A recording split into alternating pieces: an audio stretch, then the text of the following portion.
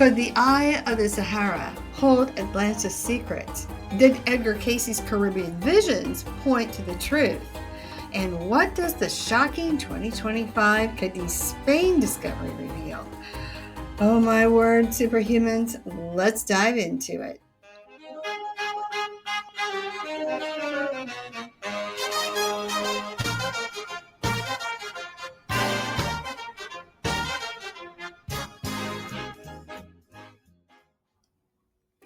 The legend of Atlantis, a mythical advanced civilization vanished beneath the waves, was first introduced by the ancient Greek philosopher Plato around 360 BCE in his dialogue Timaeus and Critias, describing a powerful island nation in the Atlantic Ocean that fell due to catastrophe and hubris. Centuries later, American psychic Edgar Cayce, known as the Sleeping Prophet, revived the tale through his trance readings from 1923 to 1944, claiming Atlantis was a highly advanced society spanning from the Gulf of Mexico to Gibraltar, with Bimini as one of its last remnants, destroyed around 10,000 BCE due to misuse of crystal-based technology. Cayce's visions, blending spiritual and technological insights, sparked renewed fascination, setting the stage for modern theories that explore potential Atlantis locations. From the striking geological formation of the Eye of the Sahara in Mauritania, the theorized possible remnant of the lost city, to the Minoan ruins of Apacheria of Greece, linked to Plato's description and culminating in the compelling 2025 archaeological findings in Cádiz, Spain, where researchers continue to unravel clues that may finally provide some truth behind this never-ending question: does it exist? The legend of Atlantis, as Plato described, paints a vivid picture of a once mighty civilization lost to the sea. This ancient tale finds a fascinating counterpart in Lemuria, a mythical Pacific continent believed to predate Atlantis. Psychics like Edgar Cayce suggest Lemuria was a spiritually and technologically advanced society that suffered a similar fate. Some accounts propose that Lemurian survivors fled to Atlantis, blending their wisdom and crystal-based technologies into a culture, forging a profound connection between these two lost worlds before Atlantis too succumbed to disaster. As Atlantis and Lemuria faded into legend, their combined wisdom found a new home in the mysterious depths of the earth. Enter the halls of Amenti, the hidden realm beneath the surface where, according to the ancient texts like the Emerald Tablets of Thoth, the surviving knowledge of these advanced civilizations was safeguarded.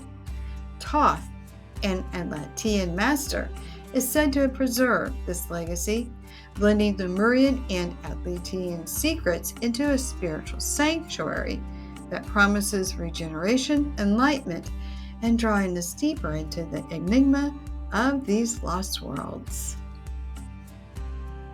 Various sites have been suspected as the location of the lost civilization of Atlantis, with notable theories pointing to regions influenced by Edgar Cayce's clairvoyant readings.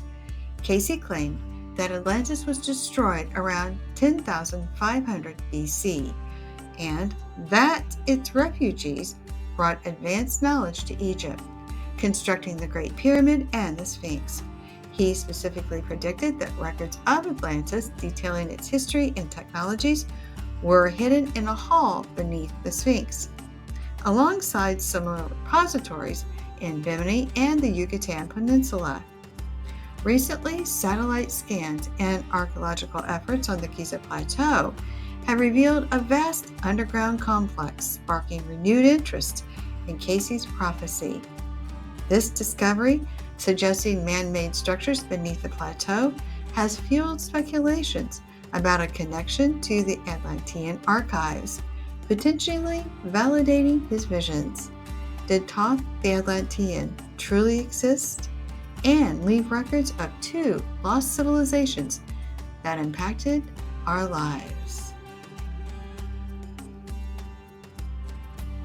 Geologist Robert Schoch, working with Egyptologist Anthony West, provided compelling evidence supporting Edgar Cayce's Plato's accounts of Atlantis through their Giza Plateau research.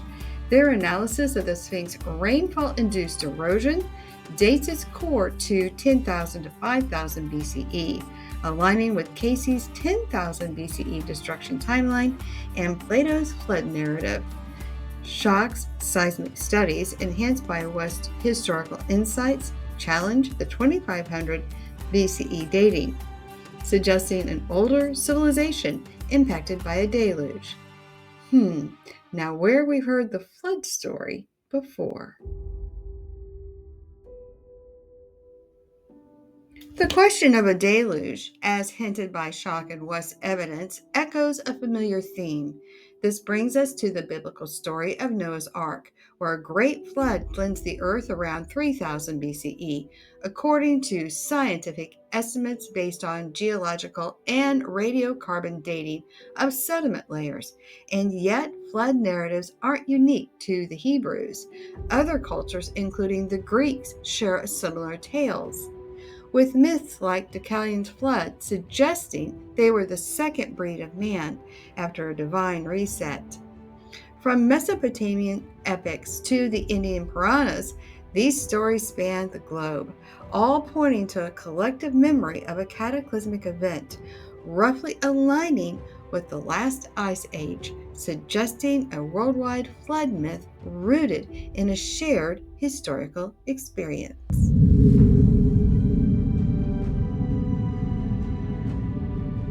As we've explored, Plato's ancient tale of Atlantis finds echoes in Edgar Cayce's prophetic vision, where he pinpointed records of this lost civilization beneath the Sphinx paw, alongside sites in Bimini and the Yucatan, all destroyed around 10,000 BCE. The recent discovery of the vast underground complex on the Giza Plateau, coupled with Robert Schoch's geological evidence of water erosion from the same era, suggests a cataclysmic flood. A flood story seems more history than fiction, so the question now becomes, how big was it? What technologies did they possess? And the biggest question, where was it? And did the Cádiz, Spain expedition actually find its remnants? Superhumans, it's time to remote view. Before we go any further, let's elevate your journey, personal and cosmic. Meet your must-have companion, the Energy Healing Map at mdhmap.com. Perfect for beginners and pros, it's your guide to clearing trapped emotional energies like ancestral or past life baggage, aligning your vibration with your goals.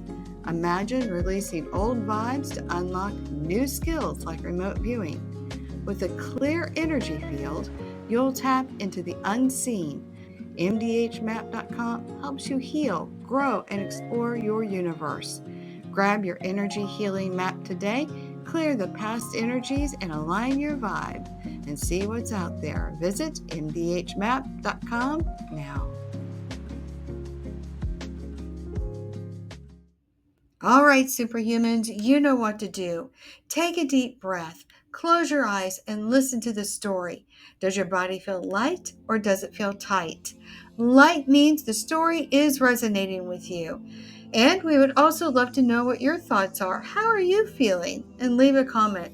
And don't forget to hit the like button if you can, and hit the subscribe button so you don't miss another woo and develop your own superhuman powers. Let's get into the remote view. All right, everyone, we have got our favorite Christina here to help us do the remote view. Hello, Christina. Hi, everyone. All right, so let's get started talking about the associated remote view of Atlantis. And before we get too deep into the weeds, was there anything that sort of surprised you?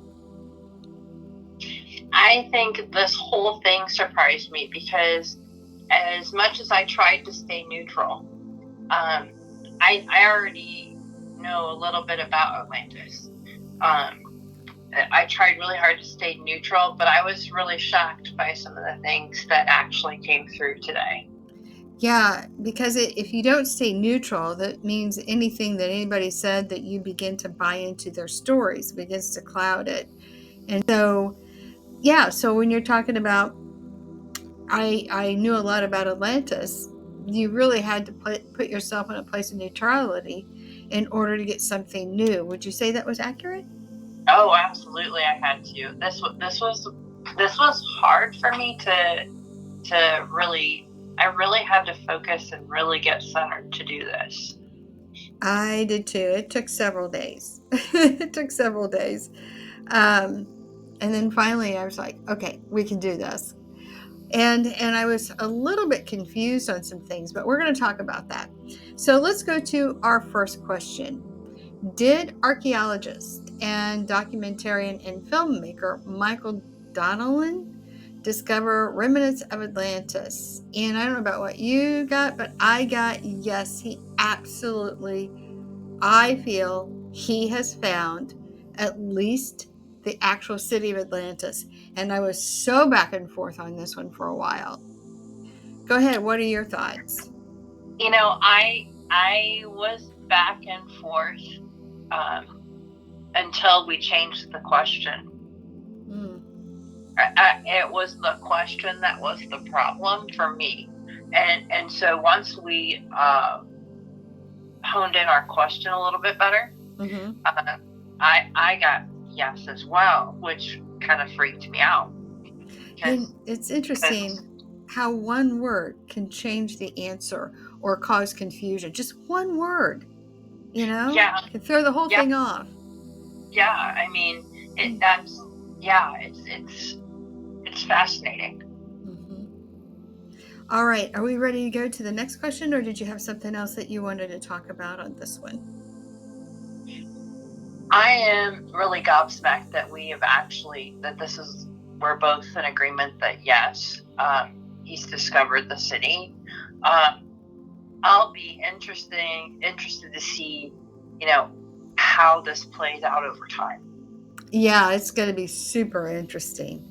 All right, let's go on to the next one. Is part of the Atlantean society located off the coast of Cadiz, Spain? All right, Christina, what do you got? I got yes, yes, absolutely, it is. Um, like you mentioned a little bit ago, I think we've got there's two things to think about. It's Atlantis. The Atlantis wasn't just a city, right?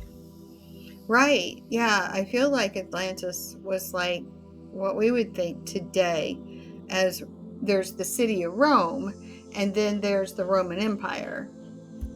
And I feel like that's what Atlantis was. It feels like there is a core city, Atlantis, like, I don't know, Right, like the capital. right. That's kind of what I was feeling. That like there's the city, but then there was much more to it. It wasn't just a city. Right. So when the question is the society, I think the society was, yes, it's off the coast of Spain, but I feel like because we're talking the society, it feels to me we're standing on Atlantis. I think Atlantis was worldwide. If what however that Yes, means. So absolutely. yeah. Yeah, yes. Atlantis was worldwide. I mean, how else can you explain a lot of these similar like building structures in Central and South America that look similar to Egyptian pyramids? I mean, so I think if you look worldwide, I think yeah, absolutely they traveled. They didn't just stay in one spot. Right, because if you look at it, there is a commonality between everybody on the planet. I don't care what indigenous people, wherever they are located, you can thread some commonality between them in some form or another. So, how does that take place if people are completely isolated from each other? There has to have been a point where everybody was sort of in the same place, if you will. I don't know. There seems to be an origin point to all of this. Right. Like if we weren't connected, like in the same actual location all the time, there was a connection of some sort in some way. Yeah, so what is that? Right. I would argue the point that there had to have been trade. So I know that Edgar Cayce talks about the Azores being, and everybody sort of honed in on the Bimini Road, but I don't feel that it's isolated to those areas. I think that was part of a greater, I think there was a continent, but I don't know how big it was. I couldn't really tell that. But it feels to me that the society of the Atlanteans absolutely, with their knowledge base, spread out around the world. Like you said, where else would these monolithic cities come from? Right. They have to come from somewhere. Yeah, they're moving some heavy stones, and they're definitely using technology that we can't even wrap our heads around yet. I mean, what is it? There are places in South America where you can't even get a piece of paper into the crack. I mean, how does that happen? This technology beyond us. And in fact, ancient Egypt, actually, they have a treasure trove of vases or vases if you're of a certain economic standing, I guess. Doesn't make me because I call it vase. But anyway, they're so thin. There's like a granite, some of the hardest granite in the world, and yet they're so paper thin that light can show through it, and they're so perfectly formed that nobody's making these vases uh, with a chisel, right? So it does Right. feel that Atlantean society, with its technologies, ended up almost in a global place. And, some catastrophic event sort of began to, I guess, take it down. Yeah. I don't think it was like a 1 24-hour event. We're going to get to that here in a second. But I think that parts of it was something else was taking place. Yeah. Absolutely. So we'll leave it there for right now. Okay, let's move on to the next question. Did Atlantis sink during a worldwide flood in 9600 BC? And what I got was Atlantis and Lemuria are believed to have submerged at different times due to extensive flooding, glacial retreat, and even tectonic activity. And geologically speaking, it was a short period of time, but I didn't get it was a catastrophic, in one day moment, except I do feel there are exceptions, almost like there's like brittle places, if you will. And it feels to me that there, in some cases, because of the weight of the water, the melting of some of these glaciers, and that's creating volcanic activity, tectonic plate movement. It does feel that there are fragile areas that would break apart. And it feels like there's a sudden, I do feel like a flood that's, and maybe it's coming from the city of Atlantis, because I do feel that there's a massive flood. I feel a pushing, if you will. So, anyway, that's what I got. Some regions experienced catastrophic floods with little or no warning, while others were more gradual and inundation. So that's what I got. Yeah. I agree with what you're saying exactly, because this makes perfect sense.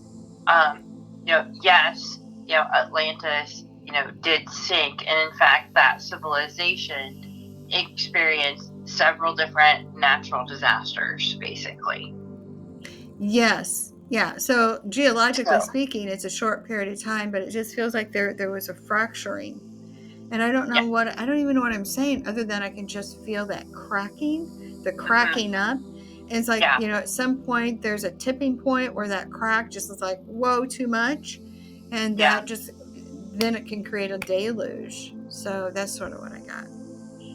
Yeah, and that to me feels spot on. Did Lemurian survivors go to Atlantis with remnants of their technology and social structures? Okay, what you got? I got that absolutely they did, but I think they didn't really stop at just Atlantis. What do you think? It feels like there's a spreading out, but I feel like there's almost like a concentration to Atlantis.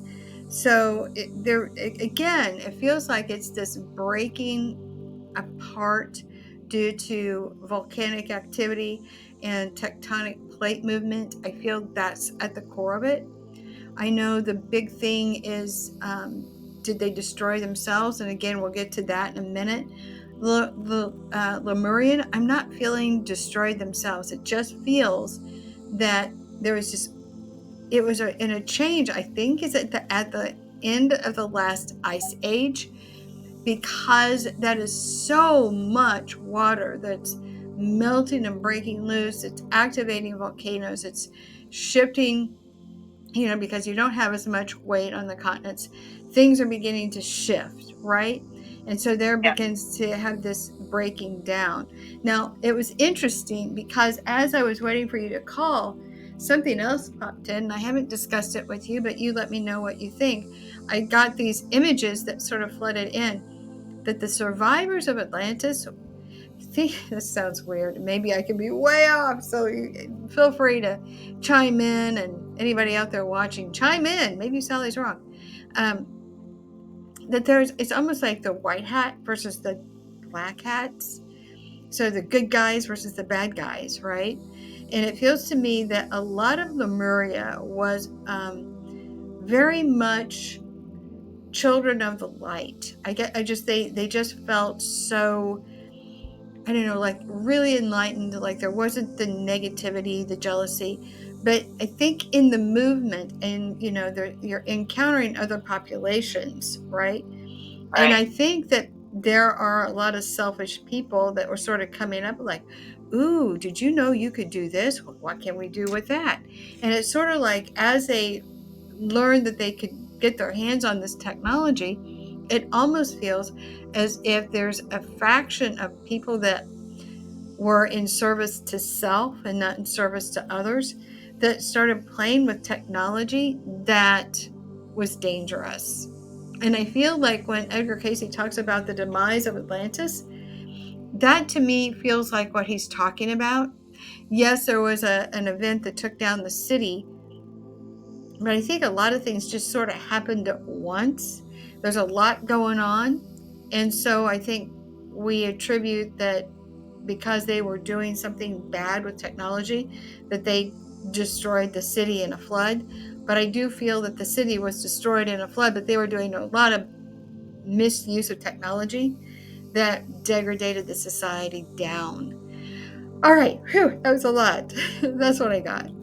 Yeah, and I don't disagree really with what you're saying at all. I would say that like what happened was a natural disaster, but it was kind of not, they didn't make it happen. It happened, but they were also doing things that with the technology that they shouldn't, like weren't in the best and highest good for everybody. Right, and that's why I feel like that's where that what they call the Egyptian god of Thoth, um, they call him Thoth the Atlantean. I feel so strongly he actually did exist, but I think part of the reason he hid a lot of this technology is because it was being misused and it was going in the wrong direction. Yeah, Something yeah, happened that the people that were of the good were so diminished in their populations, and it feels like people of darkness or people who were just pretty selfish were on the uprise. And it just feels like it's the total misuse of technology. And so I feel like it's like, let's get this put away until somebody, when the population can mature again, can find it and then take advantage of it. Because honestly, if you talk even 100 years, if you found that complex, I mean, what would they do with it? Right. So how does that fit with what you got? And it really fits with what I've got, and I just keep thinking this is why we can't have nice things, because we don't know how to behave correctly and do the right thing. Hopefully that's shifting now, though, right? Hopefully we're on the right path of good. Hopefully now we're on a better path. Yes, absolutely. Yeah, be in service to others. Was Atlantis destroyed because of misuse of crystal technology? I think that's what Edgar Cayce had claimed, or somebody had claimed. And I think you see that claim in a lot of different places. I have, but when I sat with the question, Atlantis wasn't destroyed really because of the misuse of crystal technology. It was more, natural disaster, kind of a thing that happened while all the misuse was also going on. Yeah, it was definitely overlaying for sure. So, right. Yeah, and I got that Atlantis did have advanced technology, and what I state here, and I have it on the video, is that in many ways it supersedes what we currently have today, and that came in super strong because I feel how civilizations evolve is, I feel like, different almost every time, right? So what you might be really good in one thing one time, might not be good. I just feel like there's been many peaks and valleys to civilization because, I mean, how old is the planet? Billions of years old. So at any rate, so that's sort of what I got. And but it was geologically unstable planet is the source of its real destruction. But it does feel that the technology, there is a piece of that sort of fits. Thoughts? Yeah, it does. I mean, the technology was an issue. The way people were using it was, not in service to others. And it just was not a good thing. So hopefully, what I think is really fun and why we decided to do this video is that long ago I read about Edgar Cayce, and he said that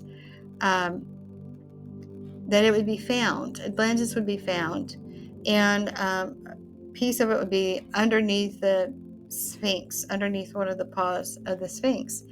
And here we go today with this massive discovery of the massive complex under the Giza Plateau. And you marry that with this Michael, what is his name? Donnellan? Yeah. Who's an archaeologist, a filmmaker, and, all this. And he actually has a pretty compelling argument that when I remote view it, it marries up nicely with what I'm seeing. And so I got super excited about doing this remote view. Anyway, I guess I'm going off on a tangent here. Any last words? Oh, no, this is just so fascinating. Like, that whole Giza Plateau thing, I think we're going to be really... I don't think you and I will be surprised, but I think it'll surprise a lot of other people. Yeah, but don't you think it's all tied in? Yes. Yeah, I think it's all tied in together. Absolutely. And it's all sort of coming out at once, which is really cool. Because if you think about it, we had the discovery or the public announcement of the structures underneath the Giza Plateau. What was it, April? And then in May, we get, hey, we've discovered the city of Atlantis. Like, what?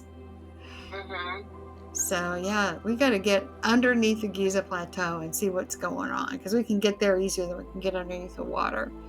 So, all right, let's move on to the next question. Is there an archive of Atlantean or Lemurian technology under the Sphinx? this was really fascinating with this question. I was really shocked that I got a yes answer here, because it wasn't something that was exactly on my radar, but there's something there for us to find. Yes, and like I was just saying in the last segment, isn't it interesting that all this was found about the same time? And I think Edgar Cayce said it would all be discovered about the same time when humanity was ready. So hopefully we're growing up now. We're going to be good.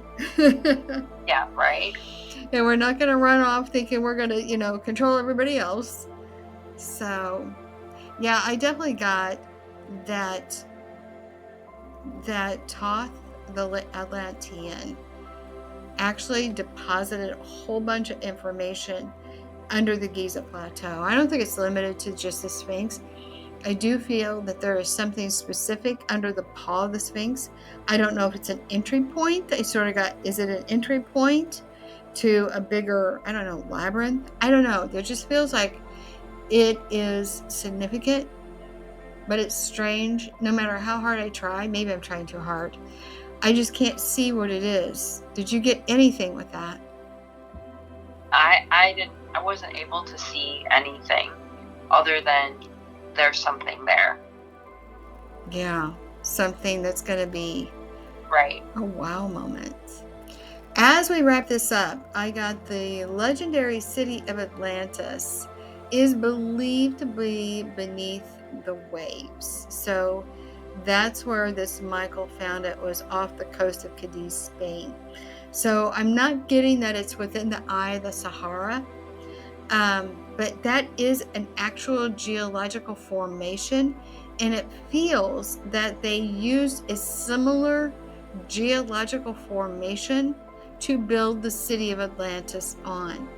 And I do feel that natural formation is actually now underneath the waves, and it does feel that this city, and I keep seeing really tall walls that are still there, and they're built like on one of those geological formations. That's what I got.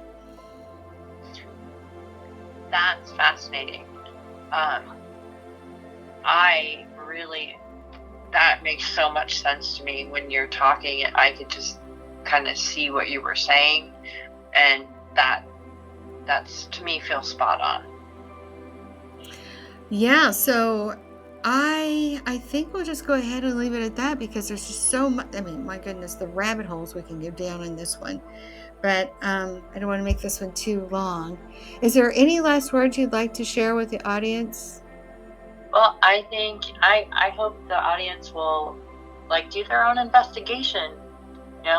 As we went through, do your own investigation, see what comes up for you. Mm-hmm. Because you can, like you always say, you can do this too. You have that ability too. So, explore it, see what you come up with. Do you agree? It'd be fun to see you put some stuff in the comments, friends. Yeah, put some stuff. That's right. Do you agree? Do you not agree? Let us know. Because do you think we're totally off our rockers, or what? But this is fascinating stuff. I mean, Atlantis, was a real place. Yeah. A real thing. With amazing technology. Yes. And it seems to me that you're talking about they were doing DNA, because I don't think we talked about it in this segment or in this video, but I think that's a real fun fact. I say that fun fact loosely. Right. But, well, go ahead. The things I read and learned, they had extensive DNA modification technology, and so they would create, hybrid beings. For whatever reason. Mm-hmm. And that's where it gets feeling kind of dark to me. Right, and it is, because And that when they went down that path, that was another one of those kind of moments where you're thinking misuse of technology for sure. Yeah, and when you misuse technology, you have a total degradation of society. And then all you have left is kind of a vacuum where certain people have the power and the rest of us don't, right? So it creates a complete imbalance. Right. And then we become a slave race. So that's why it's important, in my mind, that people tune into this, start participating in these remote views. Let us know what you're feeling and thinking, because this is about empowering everyone to know that they're superhuman, that it doesn't belong just to a few, that you have the power to see things too. Absolutely. Up next, could Bigfoot be closer than you think? Join us in our next video as we dive into the sightings, mind-blowing associated remote viewing insights, and exclusive evidence that might just prove the legend is real. Stay tuned for the Bigfoot Reveal.